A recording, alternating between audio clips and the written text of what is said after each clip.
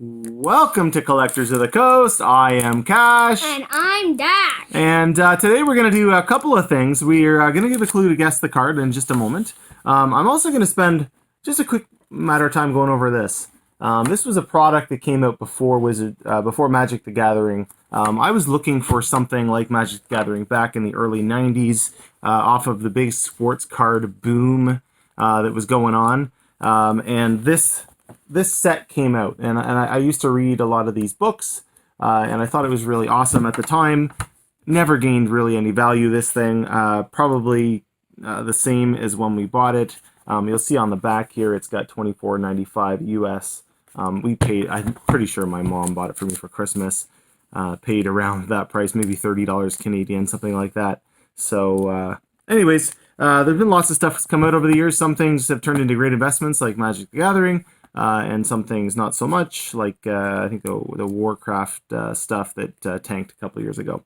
Anyways, I'm going to go through a few of the cards and just kind of make some comments about it. So, anyways, we did a guess the card Gate Crash. Gate Crash. We've given a couple clues so far. If you haven't done guess the card before, basically we open up a pack of a set that is voted on by our patrons. This time it was Gate Crash. We shuffle them up. We flip one over.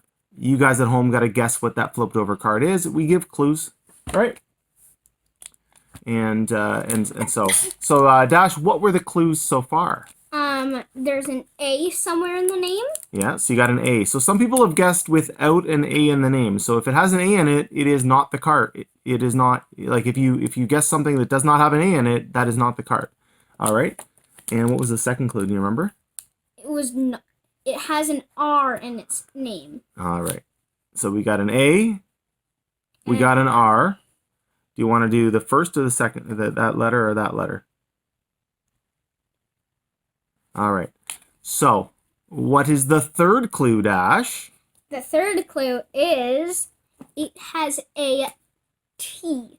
Has a T in the name. So you've got an A, an R, and a T. Spells art. I don't know.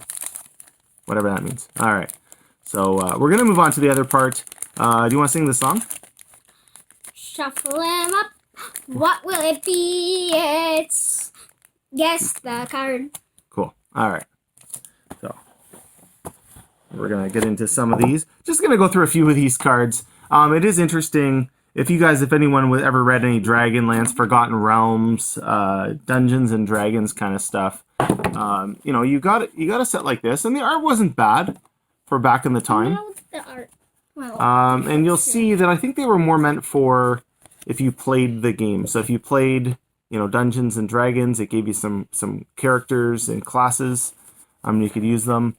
I'm not entirely sure. This one is a card I've never heard of, Max Rinnan. But they did have some of the iconic cards. So I can see some of the iconic cards from from Dungeons and Dragons in this. I think there's I don't know if I say it right, Driz Duorden. So a lot of kind of. I just came over here for the art. Oh, I accidentally knocked the cord off the camera. All right. So a lot of things, like we got some paladins in here. Ring of Warmth. So lots of different kind of cool stuff. Gloves of Missile Snaring. Kind of neat. Anyways, I just thought this was kind of a neat product. I've just kind of had it sitting around for a long time. I've never done anything with them. I don't think they're really worth really much. We got Spelljammer. This one's actually a Spelljammer card, which was one of the short series that they've had. I actually read all the books. I think I read all the books. I couldn't get the last one. I was back. Joliet, can't remember what she's from. I think I read about her in a book at one time. Got a lean. Maybe some of you guys have read these and you recognize the characters. I'm kind of looking for characters that I know here. Haven't seen any. We've got, anyways, this is like, sometimes you in collectibles, you can have good investments and sometimes not so much. And obviously pictures look really cool though. Yeah, some of the pictures are neat, right? Like, especially for the art back in the time, like the processes of printing these things has gotten better over time. I don't really see anyone big here. Squid ship. Actually, that one will be funny. What's a squid ship look like? Wow. That's kind of neat. So, That's weird. obviously, back at that time, they would have put quite a bit of money into this and quite a bit of an investment into putting out these sets. I think you showed a lot. They missed out on the investment part of this. They really, they're just going to become an investment. That the real nice part about Magic the Gathering or in Pokemon is that there's a certain amount of, and I don't need it brighter. We can't see. Please don't. The nice part about them is there's an element of playing the cards, but there's also the element of collecting the cards. And with these, because they didn't come in packs or anything, there was no kind of collectability to them because you got all the cards, right? Sort of life stealing, so that'd be pretty cool. Maybe Wizards will put out a sort of life stealing at some point, some kind of vampire-y kind of thing. Got Wand of Magic Missiles. If you've ever read any kind of Dragonlance, Magic Missiles is kind of one of the key spells in it. Yep. All right, so yep, you've read it. There's a gargoyle here. Gargoyle's kind of neat. The art. Oh wow, that is very creepy. So, it is interesting, anyways, how things come together. I, of course, then it was around the time that I went to university. Was off kissing girls and stuff, and missed the beginning of Magic the Gathering and didn't come in for till it had been going for about maybe 4 or 5 years. And of course, I missed the alphas, the betas, the unlimiteds, the good times, and started after that. And I guess at the time, if I was smart, I would have bought in. But I mean, everybody says that, everybody who was playing around that time. Oh, I should have bought more alpha. I should have hung on to them, But at the time, everyone's Tika. Tika's from Companions, and Kitiara from the Companions. If you ever read any of the companion books, so Chad. What a name! They got a doppelganger here. Trapper. I'm trying to look for one of the real key cards, but I haven't found them, like Rosslyn or something like that. Anyways, I'm not going to spend much more time on this, but anyways, I just thought it was, there's one.